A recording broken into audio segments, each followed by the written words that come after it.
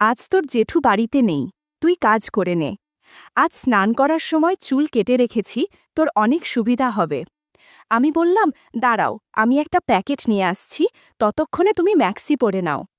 Packet আনার পর জেঠিমা সেটা থেকে একটা জিনিস বের করে জিজ্ঞাসা করল, এটা কি এনেছিস রে? আমি বললাম, এটা বিদেশি বেলুন, এটা থাকলে সমস্যা হবে না। আমি শচীন। আজ যে ঘটনা বর্ণনা করছি সেটা ঘটেছে দুর্গাপুজোর ঠিক আগের দিন। আমাদের পাশের বাড়িতেই থাকেন স্মিতা জেঠিমা। যেমন অপরূপ সুন্দরী, ফিট ও আকর্ষণীয়। রোজ তার কথা ভেবে নির্ঘুম রাত পার করি। মহালয়ার আগের দিন নতুন রয়্যাল এনফিল্ড কিনে দুপুরবেলা বাড়ি ফিরলাম। বাড়ির সামনে বাইক রাখছি, এমন সময় স্মিতা জেঠিমা বাড়ি থেকে বেরোচ্ছিল। আমায় দেখে বলল, কিরে চয়ন, নতুন বাইক কিনলি, পুজোয় চড়াস একদিন। জেঠিমা একটা আকাশি রঙের কালো কাজ করা তাঁতের শাড়ি পরেছে আর নীল ব্লাউজ। যেহেতু স্মিতা জেঠিমার বর আমার বাবার চেয়ে বড়, তাই বাধ্য হয়েই জেঠিমা বলি। জেঠিমা এতই সুন্দরী যে বৌদি বললেও চলবে। তার বর্ণনাটা আগে দিয়ে রাখি। জেঠিমার বয়স 52, উচ্চতা 5 ফুট 8 ইঞ্চি, গায়ের রং একদম ফর্সা। শঙ্কর জেঠু স্মিতার চেয়ে 18 বছরের বড়। খুব অল্প বয়সেই জেঠিমার বিয়ে হয়েছিল, তারপর কিছু বছরের মধ্যেই তাদের প্রথম সন্তান রানাদা জন্ম নেয়। জেঠিমাকে বললাম, কি গো, এত সেজেগুজে কোথায় যাচ্ছ? জেঠিমা বলল, আরে পুজোর সময় তোর রানাদারা আসছে বলে ওদের ফ্ল্যাটটা একটু দেখতে যাচ্ছি, সব ঠিক আছে কিনা। আমি বললাম, ও, তুমি মহেশতলা যাচ্ছ, তাহলে আজই চল, লং ড্রাইভ হয়ে যাবে, দারুণ একটা ফ্লাইওভার হয়েছে। জেঠিমা বলল, আমি একটু ফ্রেশ হয়ে নি, 4:30টায় বেরোবো। জেঠিমা খুব খুশি হয়ে গেল, আমিও খুব খুশি হলাম, অনেকটা রাস্তা জেঠিমার সাথে ঘুরতে পারবো। আমি একটা জিন্স আর টি শার্ট পরে 4:30টায় বেরোলাম। ফ্লাইওভারে ওঠার পরেই বৃষ্টি শুরু হয়ে গেল। দুজনই কাক ভেজা ভিজলাম। সারা রাস্তা জেঠিমা আমাকে ধরে বসেছিল। ফ্ল্যাটে পৌঁছাতে 6টা বেজে গেল। বৃষ্টি থামলেও আমাদের খুব ঠান্ডা লাগছিল। জেঠিমা বলল, চয়ন, এই অবস্থায় বাড়ি ফিরব কি করে? আকাশ দেখে মনে হচ্ছে আরও বৃষ্টি হবে। আর দুজনেই ভিজে গেছি। এই অবস্থায় ফিরলে আরও ঠান্ডা লেগে যাবে। তার চেয়ে কাল যদি তোর ছুটি থাকে, তাহলে এখানে আজ রাত্রিটা থেকে যাই। আমি তো মনে মনে হেব্বি খুশি হলাম। যদি এই সুযোগে গল্প করা যায়, তাহলে তো ভাগ্য খুলে যাবে। আমি বললাম, কাল আমার ছুটি, কিন্তু খাবে কি আর পরবে কি? জেঠিমা বলল, একটা তোয়ালে আছে, ওটা আমি পরে নেব, আর তুই একটা গামছা পরে নিস। আর রাত্রিরে কিছু খাবার অর্ডার দিয়ে দিস। আমি স্নান করে আসি, আমার হয়ে গেলে তুই স্নান করে নিস। এই বলে জেঠিমা বাথরুমে ঢুকে গেল। আমি বারান্দায় দাঁড়িয়ে সিগারেট খাচ্ছিলাম। দারুণ লাগছিল 13 তলার বারান্দায় দাঁড়িয়ে গঙ্গা দেখতে। তখনও জানতাম না যে এর চেয়েও অনেক সুন্দর রাত আমার জন্য অপেক্ষা করছে। ছিটকিনি খোলার আওয়াজে সাবধান হলাম, আর যা দেখলাম তাতে আমি মুগ্ধ হয়ে গেলাম। জেঠিমা বাথরুম থেকে বেরিয়েছে একটা বাসন্তী রঙের শাড়ি পরে। আমি অবাক হয়ে জেঠিমাকে দেখছি। কিছুক্ষণ পরে জেঠিমা বলল, চয়ন, সারা রাত তুই আমায় দেখতে পাবি, এখন স্নানটা করে আয়। আমি গিজার চালিয়ে এসেছি, আর জামা কাপড় আমায় দিয়ে যা, আমি রান্নাঘরের দড়িতে মেলে দিয়ে আসি, তাহলে কাল সকালের মধ্যে শুকিয়ে যাবে। এরপর আমি বাথরুমে ঢুকে গেলাম। স্নান শেষে দেখলাম স্মিতা এসি চালিয়ে বেডরুমে বিছানায় বসে আছে। আমিও ঘরে গিয়ে জেঠিমার পাশে বসলাম। জেঠিমা বলল, চয়ন, কিছু খাবার অর্ডার করে দে, না হলে বেশি রাত হয়ে গেলে কিছু পাবো না, সারা রাত উপোস করে কাটাতে হবে। আমি জেঠিমার কথা মতো খাবার অর্ডার করে বললাম, এখন তো সবে 7:30টা বাজে, এখানে টিভিতে ডিশ লাইনের কানেকশনও নেই, এতক্ষণ সময় কি করে কাটাবে? জেঠিমা বলল, আয়, তোকে আমি আমার ছোটবেলার গল্প বলি। এই বলে জেঠিমা বলতে শুরু করল। আমাদের বাড়ি বর্ধমানের গুড়াব গ্রামে। আমরা 6 বোন ও 2 ভাই। আমি হচ্ছি মেজো। অভাবের সংসার, তাই যখন তোর জেঠুর সাথে বিয়ের সম্বন্ধ এলো, বাবা ছেলে কলকাতায় থাকে বলে আর কোনো কিছু না দেখেই বিয়ে দিয়ে দিল। আমার তখন বয়স খুব একটা বেশি না, স্কুলে পড়তাম। পরীক্ষা দেওয়ার আগেই বিয়ে দিয়ে এখানে পাঠিয়ে দিল। তোর জেঠু আমার চেয়ে 18 বছরের বড়। তখন আমাদের এত পয়সা ছিল না। সারা দিন বাড়িতে কাজের লোকের মতো কাজ করতাম। বিয়ের 2 বছর পর তোর রানাদা হলো। তাতে আমার শরীর আরও খারাপ হয়ে গেল। তারপর তোর রানাদা যখন স্কুলে ভর্তি হলো, তখন ওকে পড়াতে পড়াতে আমি আবার কিছুটা পড়াশোনা করি। তারপর তোর রানাদা যখন ভালো চাকরি পেল আর তোর জেঠুরও পে কমিশন গঠনের পরে অনেক মাইনে বাড়ল, তখন আমাদের একটু পয়সা হলো। জেঠিমা বলছিল আর আমি দু চোখ দিয়ে মুগ্ধ হয়ে জেঠিমাকে দেখছিলাম। এবার জেঠিমা আমায় জিজ্ঞাসা করল, চয়ন, তোর গার্লফ্রেন্ড নেই? আমি বললাম, না, এখনকার মেয়েদের অনেক ঝামেলা আর মনের মতো কাউকে পাইনি, তাই নেই। জেঠিমা বলল, তা তোর মনের মতো মেয়ে কেমন হবে শুনি? আমি কোনো কিছু না ভেবে বললাম, তোমার মতো হবে, স্মার্ট, সুন্দরী। কথা শেষ করতে না করতেই কলিং বেল বেজে উঠল। জেঠিমা বলল, মনে হয় খাবার এসেছে, আমি এই অবস্থায় বাইরে যাব না, তুই প্লিজ নিয়ে আয়, আর যাবার সময় আগে এই দরজাটা বন্ধ করে ওটা খুলবি। আমি কথা মতো কাজ করে জেঠিমাকে ডাইনিং টেবিলে খেতে ডাকলাম। খাওয়া শেষে জেঠিমা বলল, চল তাড়াতাড়ি শুয়ে পড়ি, কাল ভোরবেলা উঠে মহালয় শুনব। আমিও জেঠিমার কথা মতো পাশে শুলাম। বললাম, জেঠিমা, পাশবালিশ নেই? পাশবালিশ ছাড়া আমার ঘুম আসে না, আর তাছাড়া এই 9:45টার সময় কোনো দিনও ঘুমায়নি, এখন ঘুম আসবেই না।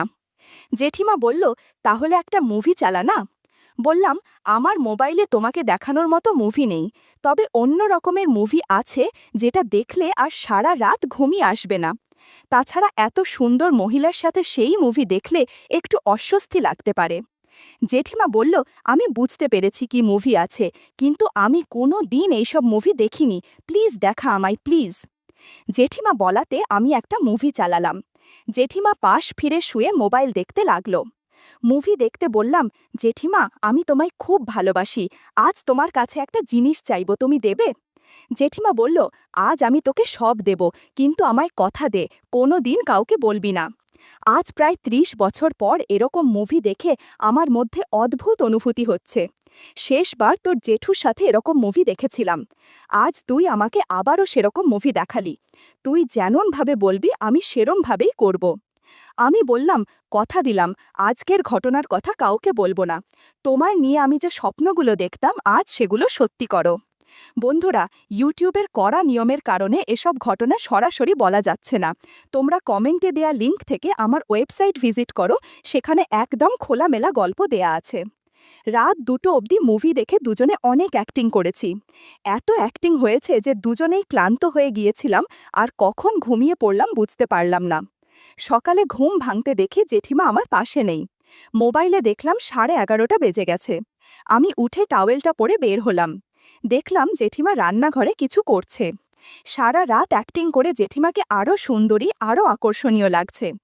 জেঠিমা লুডুস তৈরি করছিল, আমি পেছন থেকে সারপ্রাইজ দেওয়ার চেষ্টা করলাম।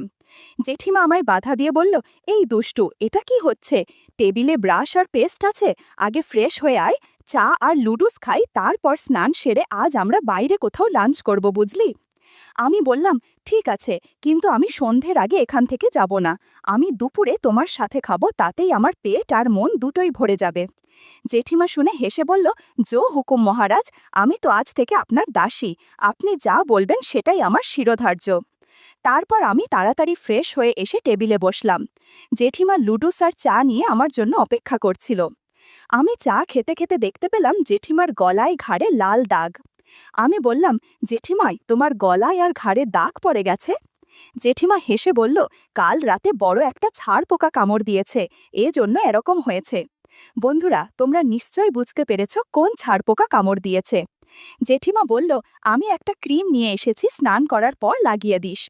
আমি ভাবলাম কাল রাতের ঘটনার কথা জেঠিমা বাড়ি গেলেই ধরা পড়ে যাবে। আমি একটু ভয় পেয়েই জেঠিমাকে জিজ্ঞাসা করলাম, আচ্ছা জেঠিমা, তোমার এই দাগ জেঠু দেখতে পেলে তো সমস্যা হবে, তখন কি বলবে? জেঠিমা আমার কথা শুনে হেসে বলল, ওরে আমার পাগল, এখন তোর জেঠু এসব নিয়ে মাথা ঘামায় না। আর আমি বাড়ি ফিরে একটা কাপ্তান পরে নেব, ফলে কেউ কিছুই বুঝবে না। আর ক্রিম লাগালে কমে যাবে, অত চিন্তা করিস না। আর যদি না কমে, তাহলে তোর জেঠুকে বলে দেব দুপুরে চিংড়ি মাছ খেয়ে অ্যালার্জি হয়েছে। আচ্ছা, যে জন্য আমরা এখানে থাকলাম সেটা কখন হবে?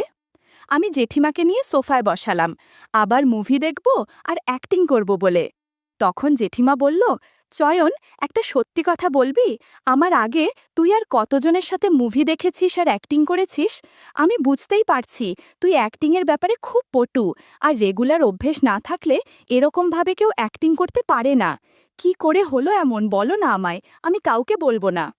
আমি বললাম, বলতে পারি, আমি তোমায় মিথ্যে কথা কিন্তু বলবো না। তবে তোমায় কথা দিতে হবে যে আমার অতীতের কথা শোনার পরও তুমি আবারও আমার সাথে অ্যাক্টিং করবে আর মুভি দেখবে। জেঠিমা বলল, আমি পাগল নাকি যে আনন্দ আমি পাচ্ছি তা থেকে আমি তোকে আর নিজেকে বঞ্চিত করব না। তুই আগে কোন কারো সাথে অ্যাক্টিং করলেও আমার কোনো আপত্তি নেই। শুধু একটাই রিকোয়েস্ট করব, এখন থেকে যে কদিন আমার সাথে অ্যাক্টিং করবি সেদিন আর অন্য কারোর কাছে যাবি না। আমি তোকে খুব ভালোবাসি, অন্য কারোর সাথে দেখলে খারাপ লাগবে। আমি ঠিক করলাম শুধু অঞ্জলি মাসি আর ইতিকার সাথে করা অ্যাক্টিংয়ের কথাই জেঠিমাকে বলবো। তাই বললাম, এখন আমি তোমাকে ছাড়া আর কারো সাথে অ্যাক্টিং করব না, কিন্তু প্লিজ প্রত্যেক সপ্তাহে একবার করে তোমার বাড়িতে বা এখানে না হলেও সল্টলেকের একটা হোটেলে নিয়ে গিয়ে তোমার সাথে মুভি দেখব আর অ্যাক্টিং করব।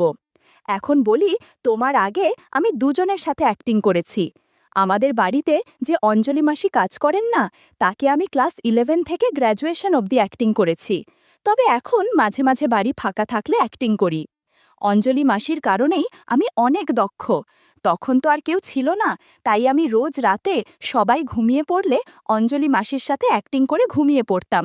মাঝে মাঝে দুপুরে বাড়িতে কেউ না থাকলেও করতাম। আমি যখন অঞ্জলি মাসির সাথে অ্যাক্টিং করতাম তখন মনে মনে তোমার কথাই ভাবতাম। কিন্তু আরও ভালো করে অ্যাক্টিং শিখি ইতিকা কাকিমার কাছে। আমি যখন আগে মুর্শিদাবাদে ছিলাম তখন তার বাড়িতেই পেইং গেস্ট থাকতাম। একটা ঘটনার পর আমরা পরস্পরের খুব কাছে এসে যাই, আর তারপর থেকে আমি রোজ 4-5 বার করে তার সাথে অ্যাক্টিং করতাম।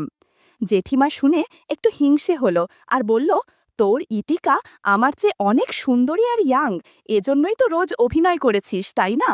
আমি বললাম, আরে না না, ইতিকা তোমারই বয়সী হবে আর আর একটু স্বাস্থ্যবান। আমি ইতিকা কাকির সাথে রোজ অ্যাক্টিং করতাম, কারণ ইতিকা কাকির কেউ ছিল না, সে বিধবা। সারা বাড়িতে আমরা দুজনেই থাকতাম, ফলে অনেক সুবিধা হতো। রোজ আমরা নতুন নতুন মুভি দেখতাম আর অ্যাক্টিং করতাম। আমার অ্যাক্টিংয়ে ইতিকা কাকিমা অনেক খুশি ছিল। আমাকে ছাড়া সে কাউকে কল্পনা করতে পারত না। রাতে ইতিকা কাকিমা নাইটি করে অ্যাক্টিং করত, সাথে আমিও অ্যাক্টিং করতাম। আমি যে 4 বছর ওখানে ছিলাম তার প্রত্যেক দিনই ইতিকা কাকিমার সাথে অ্যাক্টিং করেছি। আর এখন আমি যে 5 দিনের জন্য মুর্শিদাবাদ যাই তখন ইতিকা কাকিমার সাথেই থাকি। তুমি প্লিজ এখানে আমার সাথে অ্যাক্টিং চালিয়ে যাও, তাহলে রোজ 5 বার করে তোমার সাথে চর্চা করতে পারবো। জেঠুমা বলল, এত ভাগ্য করে আমি আসিনি রে, আমি যেটুকু সময় তোর সাথে থাকবো তাতেই আমার জন্য ভালো। নে, এখন আর প্লিজ সময় নষ্ট করিস না, তাড়াতাড়ি অ্যাক্টিং শুরু কর। জেঠিমার কথার সম্মতি পেয়ে আমরা আবারও অ্যাক্টিং চর্চা শুরু করলাম। 3 ঘন্টা সারা বাড়ির বিভিন্ন জায়গায় আমরা অ্যাক্টিং করেছি। সব রুম এলোমেলো হয়েছিল। সব গুছিয়ে আমরা লাঞ্চের জন্য বেরিয়ে গেলাম। আমাদের খাওয়া শেষ হলে ও জেঠুকে ফোন করে জিজ্ঞাসা করল, জেঠু কি বিরিয়ানি খাবে নাকি। জেঠু জানালো, জেঠুর এক বন্ধু বিদেশ থেকে এসেছে, ওরা একসাথে ড্রিঙ্ক করবে, তাই বাড়িতে এসে আর কিছু খাবে না, আর আসতেও 11টা বেজে যাবে। জেঠিমা খুব খুশি হলো, আমিও হলাম। জেঠিমা বলল, চল একটু শপিং করি, তারপর বাড়ি যাব। আমরা শপিং করলাম। জেঠিমা আমাকে একটা নীল রঙের খুব ভালো জামা কিনে দিল। আমিও ওকে একটা সিল্কের শাড়ি আর একটা নাইটি কিনে দিলাম। বাড়ি ফেরার পথে ওষুধের দোকান পড়ল। আমি বললাম, তুমি একটু দাঁড়াও, আমি একটা জিনিস কিনে আনছি। কিছুক্ষণের মধ্যে আমি একটা প্যাকেট নিয়ে ফিরে এলাম।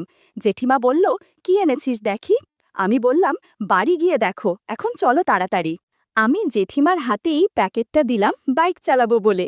জেঠিমার সঙ্গে সঙ্গে প্যাকেটটা খুলে ফেলল আর ভেতর থেকে একটা জিনিস বার করে জিজ্ঞাসা করল, এটা কি এনেছিস রে?